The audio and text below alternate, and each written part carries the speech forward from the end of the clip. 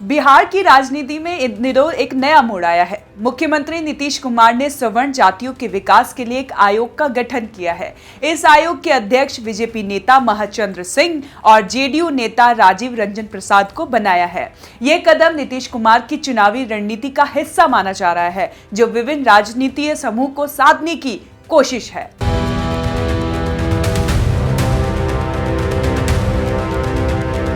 महाचंद्र सिंह का बीजेपी से जुड़ा होना इस नियुक्ति को और भी महत्वपूर्ण बनाता है। वहीं राजीव रंजन प्रसाद की नियुक्ति जेडीयू के अंदरूनी समीकरण को संतुलित करने की कोशिश के रूप में देखी जा सकती है। इस आयोग के गठन से सवर्ण जातियों को यह संदेश दिया गया है कि उनकी सामाजिक और आर्थिक स्थिति को बेहतर बनाने के लिए सरकार सक्रिय है।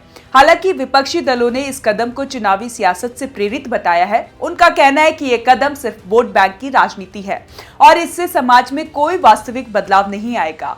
नीतीश कुमार की यह रणनीति विपक्षी दलों के लिए चुनौतीपूर्ण साबित हो सकती है। सवर्ण जातियों के बीच यह संदेश जा सकता है कि नीतीश सरकार उनके हितों के प्रति संवेदनशील है। वहीं विपक्ष को यह साबित करना होगा कि यह कदम सिर्फ चुनावी छलावा है और इससे समाज में कोई वास्तविक सुधार नहीं होगा। इस राजनीतिक घटनाक्रम से यह साफ है कि बिहार में आगामी चुनाव में जातीय समीकरणों का महत्वपूर्ण स्थान रहेगा। सवर्ण आयोग का गठन इस बात का संकेत है कि नीतीश कुमार ने सवर्ण वोट बैंक को साधने के लिए अपनी रणनीति में बदलाव किया है। अब यह देखना होगा कि विपक्ष इस चुनौती का कैसे सामना करता है और क्या वह इस कदम को चुनावी सियासत से बाहर निकालकर वास्तविक मुद्दों पर बहस कर पाता है। तेजस्वी यादव ने इस कदम पर तीखी प्रतिक्रिया दी है। उन्होंने कहा कि नीतीश कुमार ने महागठबंधन को हत्या कर दिया है और अब वह बीजेपी के साथ मिलकर सवर्णों को साधने की कोशिश कर रहे हैं।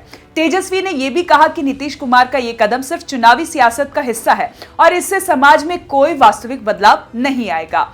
विपक्षी दलों ने इस कदम को लेकर सवाल उठाए हैं। उनका कहना है कि यह कदम सिर्फ वोट बैंक की राजनीति का हिस्सा है और इससे समाज में कोई वास्तविक बदलाव नहीं आएगा। उन्होंने ये भी कहा कि सरकार को सवर्णों के विकास के लिए ठोस कदम उठाने चाहिए, न कि सिर्फ आयोग गठित करने से काम चल जाएगा। इस पूरे घटनाक्रम में यह साफ है कि बिहार की राजनीति में जातीय समीकरणों का स्थान महत्वपूर्ण है। नीतीश कुमार के सवर्ण आयोग का गठन करके ये संकेत दिया है कि वह सवर्ण वोटों को साधने की कोशिश कर रहे हैं। अब ये देखना होगा कि विपक्ष इस चुनौती को कैसे सामना करता है और क्या इस कदम को चुनावी सियासत से बाहर निकालकर वास्तविक मुद्दों पर बहस कर पाता है। तो कैसी लगी आपको जानकारी, हमें कमेंट कर जरूर बताएं और देखते रहें one nation one group news.